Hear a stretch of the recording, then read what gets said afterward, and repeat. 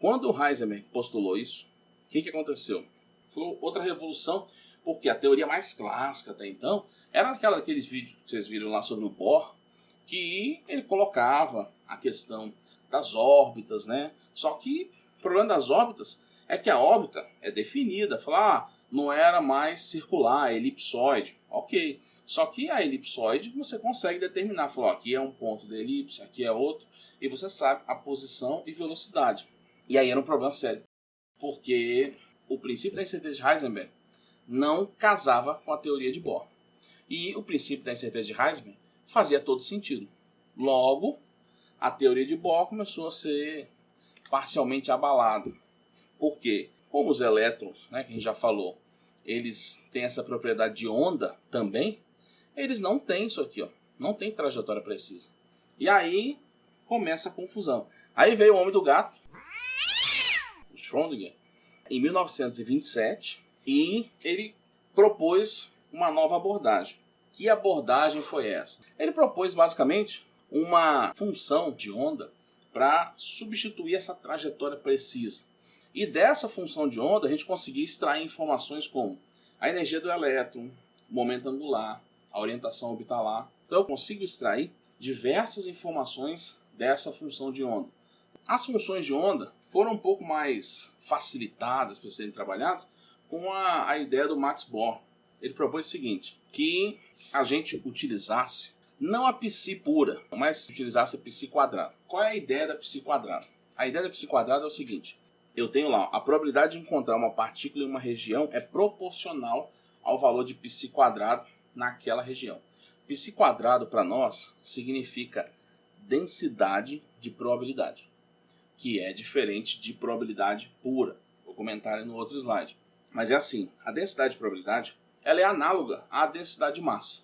A densidade de um objeto, né, de uma matéria, a densidade do gelo, você está relacionando ali quanto de massa eu tenho associado a um determinado volume. A densidade de probabilidade, ao invés da massa, eu tenho a probabilidade na história. Então eu tenho assim, nesse volume espacial, qual é a probabilidade, no caso aqui, de encontrar o elétron. Então quando eu falo em densidade de probabilidade, qual é a chance que eu tenho, qual é a probabilidade que eu tenho de encontrar o elétron nessa região. Que aí é a raiz para surgirem aqueles orbitais que deixam às vezes o pessoal doido, S, P, D, F. Por quê? Porque o orbital nada mais é do que uma região de probabilidade de encontrar o elétron. No fundo eu tenho um volume e associado àquele volume eu tenho uma probabilidade que vai depender do ponto que eu estou avaliando. E aí assim, a probabilidade pura, né, ela é tratada como o quê? Como 0 e 1. Normalmente é assim, 0, você tem certeza que não está ali, né? Qual é a probabilidade de encontrar esse elétron aqui? 0, você não vai encontrar. 1, com certeza você vai encontrar aqui. E o meio termo, entre 0 e 1, que é o comum da gente estudar ali esse comportamento, avaliando entre a chance 0 e a chance máxima. A densidade, por sua vez, ela tem relação, como eu falei com vocês, aqui, com o volume. Então, para eu transformar densidade em probabilidade, eu tenho que multiplicar pelo volume que eu estou avaliando. Como que esse negócio de densidade simplificou a vida? É porque assim, é um bocado de conceito e muitos deles são mais intuitivos, outros nem tanto. Então, tudo que você puder minimizar, principalmente de sinal, já é um avanço. E foi isso que fizeram com a densidade de probabilidade. Por quê? Quando eu uso densidade de probabilidade, a função está elevada ao quadrado. Ou seja, não interessa se o π é menos ou se o π é mais, se a fase é positiva, se a fase é negativa. Eu estou usando a função ao quadrado. Então, se tem sinal negativo, não vai fazer diferença nenhuma. E isso implica que, quando eu analiso essa densidade de probabilidade, a densidade de probabilidade nunca é negativa. As funções de onda. Essa questão do nó, ele é o seguinte. Imagine que você tem lá o elétron como uma função de onda e toda vez que você tem uma onda, você tem a possibilidade de ter nós. O que é um nó? É esse ponto aqui, representado aqui, onde a amplitude ela é igual a 0. Esse ponto a gente chama de ponto de inflexão. Então eu vou com a amplitude positiva, de repente ela diminui, né, mas continua positiva até o ponto que eu cheguei na amplitude 0. É o nó. E aí eu inverto, nesse ponto de inflexão, eu inverto o sinal da função de onda. E aí eu vou alternando entre amplitude positiva e amplitude negativa.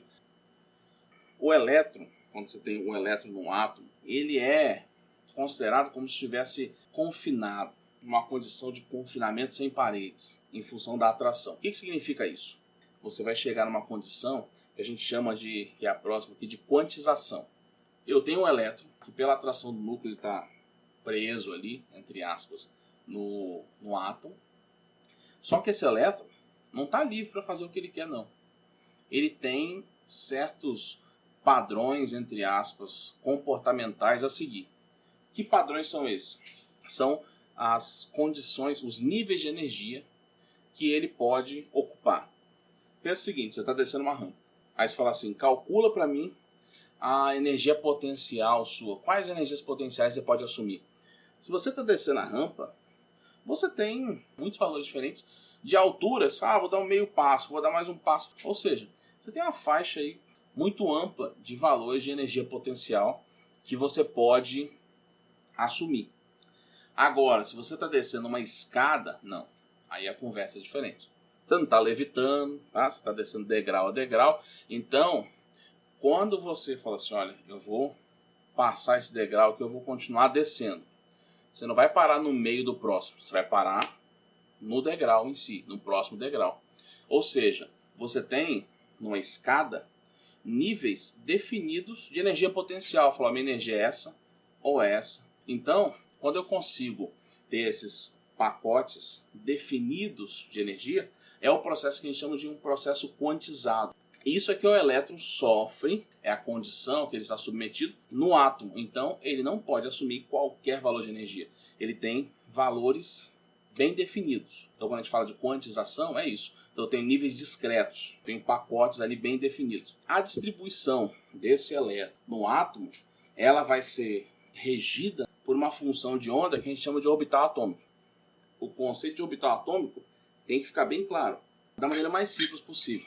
É onde você vai ter a chance de encontrar o elétron. A gente vai ver agora números quânticos, mas esses números quânticos são só formas de você determinar um endereço, entre aspas, do elétron. Quem são esses números quânticos?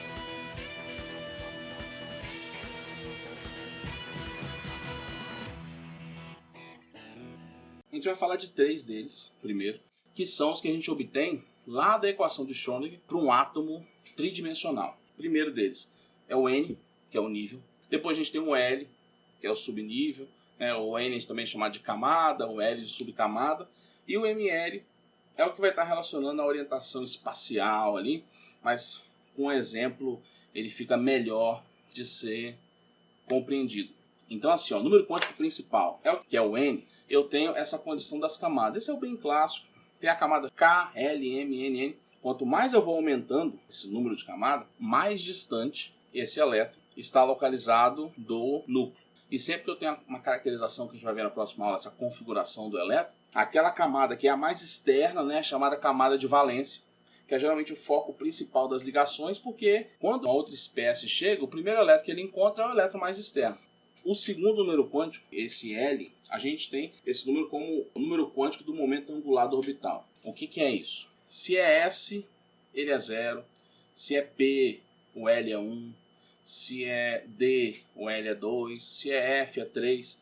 Ele pode assumir até outros valores, mas a gente foca geralmente nos valores principais ali, 0, 1, 2, 3.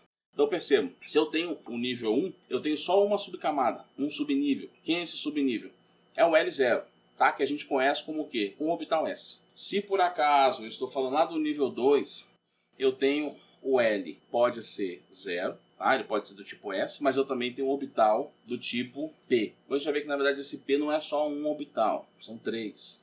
Nível 3, eu tenho o L, SPD, então eu tenho o L0, que é o S. O 1 continua sendo o P, o 2 agora é o D. E por fim, falando dos mais comuns, eu tenho lá nível 4, onde eu tenho o L, de novo, 0 é o S, 1 é o P, 2D e o 3 agora é o F. Essa seria a ideia desse segundo número quântico. A gente tem valores maiores de L, que são casos especiais. O L, ele nos dá a ideia dessa medida de velocidade em que o elétron circula ao redor do núcleo. Associado ao L, a gente tem um número quântico extremamente importante, que é o terceiro. Esse ml, que é o número quântico magnético, ele está relacionado a qual orbital especificamente eu estou falando naquele subnível, naquela subcamada. Ele tem esses valores possíveis de ele assumir, né? Geralmente ele vai variar de menos L até mais L. Então, por exemplo, se o L é 0, no caso do S, só tem um orbital, é só o S. Agora, se ele é 1, aí eu posso ter 3 orbitais, que é o caso do P aqui, ó. Como o L, eu estou falando do L igual a 1, eu tenho 3 possibilidades. Ou o L é mais 1, ou ele é 0, ou ele é menos 1. Então, quando eu tenho um orbital do tipo P, na verdade eu tenho 3 orbitais possíveis, que a gente costuma caracterizar como Px, Py e Pz. Agora, cuidado. Muitos vão falar assim, isso aqui é X, isso aqui é Y, isso aqui é Z. Mentira. Quanticamente, você não tem só uma resolução para ela. Você tem mais de uma possibilidade de resolução. Resumidamente, não tem como eu definir menos 1 como X, o 0 como Y e o mais 1 como Z. Não dá. Como eu tenho menos 1, 0 e mais 1, eu vou ter direções ali diferentes. Mas quem é quem, a gente não vai conseguir resolver aqui. Essa tabela resume bastante o que a gente discutiu aqui hoje. Eu tenho os níveis aqui na esquerda, tá? O subnível, S, P, D, F. O L correspondente de cada um deles. O S tem um orbital, tá vendo? Tem uma caixinha dessa, que é a região de probabilidade. O P tem 3, o D 5 e o F 7. Cada caixinha dessa comporta 2 elétrons em spins opostos, que é o que eu vou falar depois, mais meio e menos meio. Então significa que no subnível S eu consigo alocar 2 elétrons, no P eu consigo alocar 6, aqui eu consigo alocar nesses 5 orbitais 10 elétrons e nesses 7 orbitais aqui do F eu consigo alocar 14 elétrons. Bom pessoal, esse diagrama é muito útil quando a gente quer verificar se um conjunto de números quânticos é válido ou não. Por exemplo, quando a gente olha para esse primeiro conjunto aqui, eu tenho o N2, L1 e Ml-2. Vamos verificar se ele é um conjunto válido de números quânticos. Como é que a gente faz isso? Eu vou vir aqui no diagrama e vou avaliar especificamente o caso do N igual a 2. Bom, o N2 é válido, o L igual a 1 também é válido, ele existe, e o Ml-2 não existe, porque o Ml-2 ele vai existir só no caso do L igual a 2, que é para o orbital do tipo D. O orbital do tipo P, ele só pode ter Ml igual a menos 1, 0 ou mais 1. Então, com base nessa observação, esse conjunto de números quânticos não é válido. Agora vamos verificar esse daqui, N2, L1 e o Ml-1. Esse sim é possível. Porque quando a gente volta aqui no diagrama, eu tenho lá o N2, o L1 e o Ml-1 é possível para um L igual a 1. Logo, esse conjunto de números quânticos é válido. Falando agora do formato dos orbitais, a gente tem o orbital 1s, cujo L é 0, ele tem esse formato esférico e não possui nós. Já o orbital 2p, cujo L é igual a 1, ele apresenta um plano nodal, tem esse formato de um alter, e ele tem essa característica de os 3 orbitais P, o Px, Py, Pz, apresentarem o mesmo nível de energia. Logo, a gente diz que esses orbitais estão no estado degenerado. Quando eu avalio o orbital D, eu posso ter 5 tipos de orbital D. O orbital D apresenta o L igual a 2. Com relação aos nós, ele apresenta 2 superfícies nodais. Essa superfície nodal é a região ali onde eu tenho a probabilidade nula de encontrar o elétron. E por fim, o orbital F. Nós podemos ter 7 tipos de orbitais F. Ele apresenta o L igual a 3. E com relação à característica nodal, eles apresentam 3 superfícies nodais. Para finalizar, a gente vai falar do spin do elétron. Essa é uma propriedade muito importante e ela é caracterizada pela rotação do elétron, que é o que a gente chama de spin. Foi um experimento realizado por Stern e Gerlach, avaliando o comportamento magnético dos átomos. Resumidamente, eles observaram que a rotação do elétron ela podia ser alinhada ao campo magnético que estava sendo aplicado ou oposta a esse campo magnético. Logo, essa observação leva a caracterizar a rotação do elétron como sendo um fenômeno quantizado. Tal fato levou à introdução do quarto número quântico, que é o número quântico de spin do elétron, o ms, e as duas orientações possíveis são caracterizadas como o ms mais meio, que é o alfa, e o ms menos meio, que por notação foi convencionado como beta. Ou seja, para a gente ter uma descrição completa do elétron, nós precisamos daqueles três números quânticos anteriores que a gente tratou e esse quarto número quântico, que é o número quântico de spin do elétron, o ms. Um resumo de tudo que a gente abordou nessa videoaula está nessa tabela. A gente consegue observar aqui, nessa primeira coluna, o nome de cada número quântico, o símbolo de cada um deles, os valores que eles podem assumir e o que cada um especifica. O N especificando a camada, o L a subcamada, o Ml os orbitais de subcamada e o Ms o estado de spin. E esses números quânticos indicam, respectivamente, tamanho, forma, orientação e direção de spin. Com isso, a gente encerra nossa discussão a respeito dos números quânticos. Apesar de ser um conteúdo pesado, eu espero ter contribuído para que você compreenda melhor como é a dinâmica de funcionamento desses números quânticos. Bons estudos e até a próxima videoaula.